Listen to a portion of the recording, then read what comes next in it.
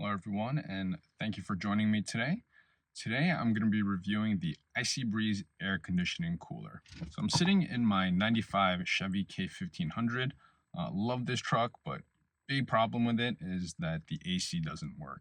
And I've changed the compressor, I've refilled it a couple times. It's got to be a slow leak somewhere that they can't find because it'll get cool for like a week and then it'll be hot again.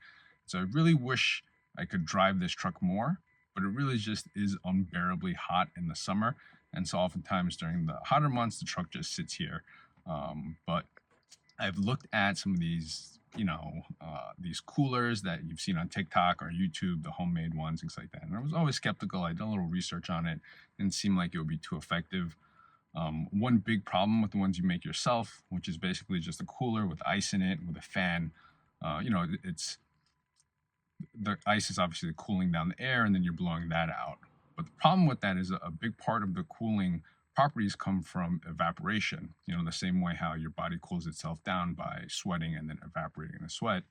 Big problem with that in an enclosed environment, if it's humid already, is that you're just adding humidity to the inside of the truck, which is going to make it more uncomfortable.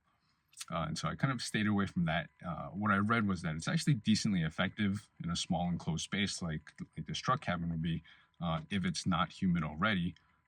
Summers in New York, when it's hot and uncomfortable, tends to be pretty humid too. So I stayed away from those. My friend purchased one of these.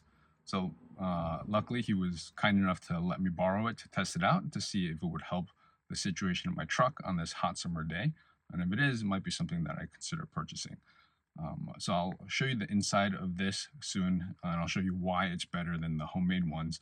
It kind of avoids that evaporation and humidity issue. So I'm using this Govee to track the temperature in the truck. This is what I use to track the humidity and temperature in my humidors. But currently 86 degrees in the truck right now. I'm gonna show you how this works. I'll start running it, drive around for a little bit, and I'll keep an eye on how the temperature is impacted. Right, so here is the unit right here. As you can see, it's basically just a big cooler, has some tubing on top. And here's the control unit, kind of the fan speed, power, plugs right into the cigarette lighter. You can also use a cordless tool battery. I think it's forgot if it's a Makita or DeWalt battery, something like that. But tubing comes out from there. Open it up. I have two big ice packs in there right now. So as I mentioned, the other ones, it's really just a fan and the ice. The way this one's different is that you add a little bit of water to it. And you can see there's that tube over there.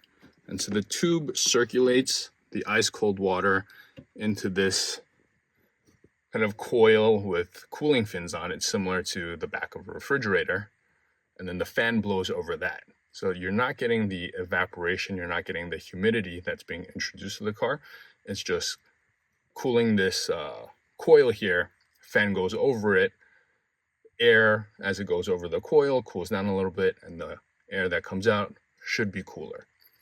So this solves that humidity issue, but my theory is that the cooling capacity won't be as high without the evaporation, right? But in this case, it's 86, it's humid in here right now, so hopefully this makes a difference. But I'm gonna go ahead and start it up and see what we have. So the ice packs have been sitting in here for a while, so the water is nice and ice cold right now, but let's go for a ride and see what we have. All right, so it's been running for about 10 minutes right now. It's pretty loud, as you can hear, but still quiet enough that you can have a conversation with someone in the car. But I'm gonna turn it off temporarily just to make sure you guys can hear me in the video here. Just gonna pull it out of the cigarette lighter. It's definitely more quiet than if you had the windows down on the highway. So in that 10 minutes, looking at the Govee, it's dropped half a degree. So it went to 85.5 degrees Fahrenheit, and it did drop at 1% humidity. Now, I don't think it's actually dehumidifying. There's nothing in it that would actually reduce humidity. I think it's just the airflow going over the sensor unit. It's kind of moving the humid air around, so it looks like it did drop a little bit. So the temperature of the cabin, not noticeably different. However, with this little direction thing, when I have it pointing directly at me, it's definitely much more comfortable than without it pointing directly at me. So having it pointing directly at you, the air is noticeably cooler than the surrounding air. So you do get a nice breeze, and it does make it more comfortable. I wasn't sweating while I was driving, and I had it pointed towards me. Now that I turned it off, I'm starting to sweat a little bit already. So it does make things more comfortable. Hasn't dropped the temperature of the car down much. But I'm gonna keep driving around, and we'll see what it looks like after another 20 minutes or so. Let's also take a look at the ice packs and see how they're holding up.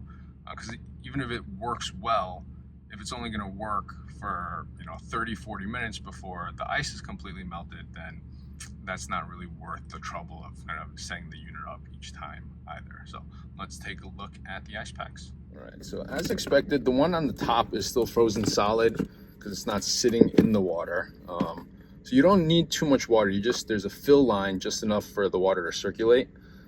So what I was planning on doing is, once I saw the one on the bottom was completely thawed out, I'd swap positions. This one, I mean, that melted much faster than I was expecting. The middle is still frozen, but a lot of the outside has melted. So I can't imagine how long this unit will last like this. But see, the water is pretty cold now, so I think I'm going to leave them both standing this way. Yeah, let's leave it like that for a little bit and see what happens. I feel like it'll probably be more effective if you had actual just ice in here, but then you have the problem of ice melting, creating more water, things like that. But all right, so let's get back to driving around and see what some more time does to it. All right, so it's been running for 35 minutes now. Actually, let me shut it off so you can hear me better. So it's been running for a full 35 minutes, and it is 89 degrees in the car. So the temperature actually went up. Humidity is 64%, so right about where it started. It was 64.5 with the first measurement. So it's 3 degrees hotter than it was. Now, how is that possible? Considering that it was blowing out air that felt cooler. It's because the truck was actually parked in the shade, so the car wasn't as hot as it could have been, and it's been very sunny out. So as I'm driving around, continuing to get that infrared radiation from the sun, that's heating the car up even more. So in this current situation, it did absolutely nothing, and I would say it's probably safe to assume that it would have been much more comfortable with the windows rolled down. So I'm at my friend's house now, dropping this back off with him. I'm going to drive back home with the windows down and compare the results of just having the windows down versus this thing. But let's take a quick look inside and see how the ice is faring after 35 minutes. All right. One ice pack is completely melted, and 2 ice packs almost completely melted. There's a little bit of ice in there. You can hear it rattling around, but you can see the water line there. Pretty much completely melted. I don't have a thermometer for the water, but just going by feel, it doesn't feel as cold as it was before. Yeah, so not only did it not cool the cabin down at all, the ice is pretty much gone in just 35 minutes. So I don't really see a purpose in this. I don't see any situation where it would make sense to run this unit, and they're not cheap either. So there you have it. Like I said, I'm going to drop this off. I'm going to drive home with the windows down, and I'll give a comparison when I get home. All right, back at home now. So the second I rolled down the windows, it was immediate relief. So it was basically torturing myself in a sauna for 35 minutes, testing out that IcyBreeze.